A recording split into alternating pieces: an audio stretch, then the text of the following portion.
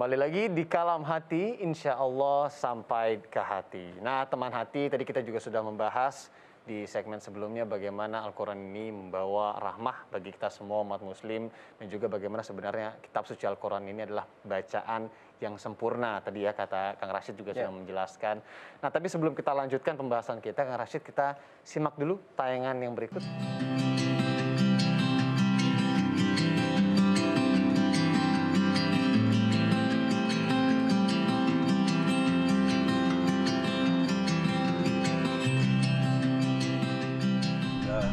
Ya. Terima kasih. Kita insya Allah Lebaran di bulan Desember. Mudah-mudahan insya Allah Akbar bisa bertemu dengan imam-imam Akbar yang ada di tanah suci di sana. Amin, amin. Akbar kira-kira minat nggak ini jadi anak angkat? Boleh ya? Boleh. Alhamdulillah. Nanti kita umrah bareng ya. Insya Allah. Alhamdulillah.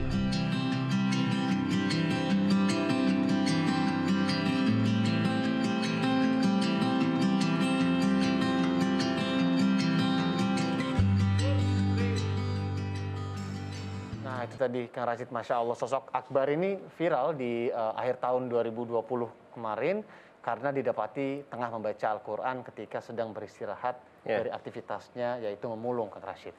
Hingga Akbar kemudian mendapat perhatian dari berbagai pihak yang ingin membantu mewujudkan cita-citanya dan memperbaiki kehidupan keluarganya, salah satunya yang tadi ada di video. Nah, Akbar ini menjadi pelajaran juga pastinya ya, Kang Rashid ya, bagi kita semua, dan juga tentunya motivasi agar jangan sampai kita meninggalkan membaca Al-Quran tadi, dan apalagi di tengah-tengah aktivitas kita yang mungkin sekarang ini selalu padat begitu. Kemudian juga tentunya harus menjadikan Al-Quran ini teman keseharian kita semua ya Kang ya. Betul Kang Yandi dan teman hati mati Allah.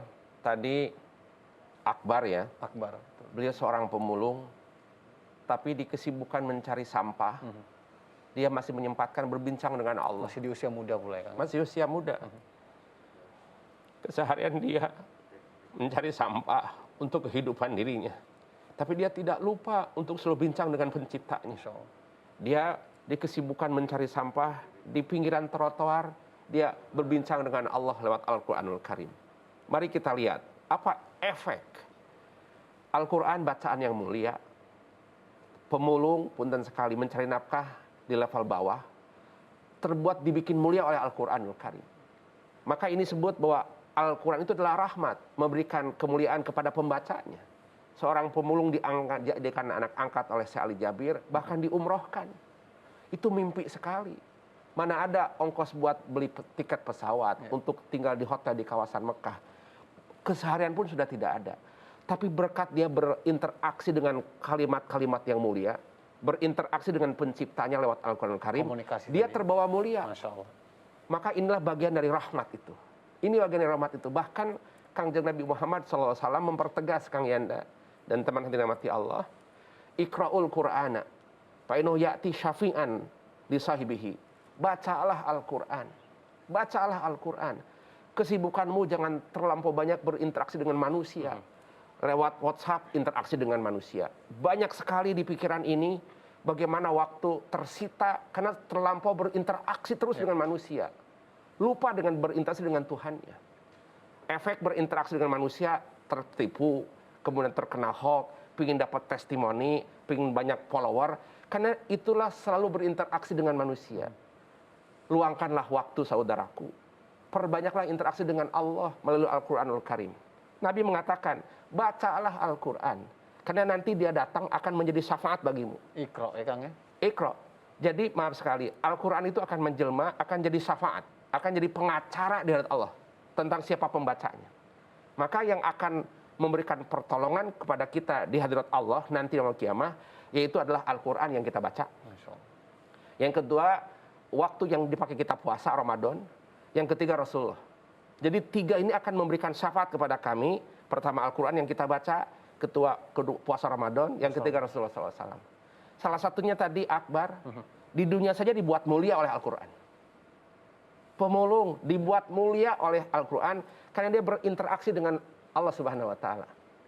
Dan ini salah satu bukti Al-Quran adalah rahmatan lil alamin, memberikan rahmat bagi pembacanya, memberikan guidance pada para penduduknya.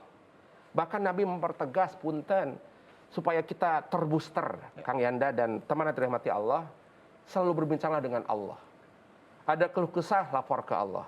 Ada gegana, gelisah, gelombarana, lapor ke Allah. Jangan terbiasa ketika gelisah, lempar di Facebook. Ada gelisah, lempar di YouTube. Udah ke Allah saja atuh. Ke Allah laporkan itu semua. Insya Allah akan jawaban itu.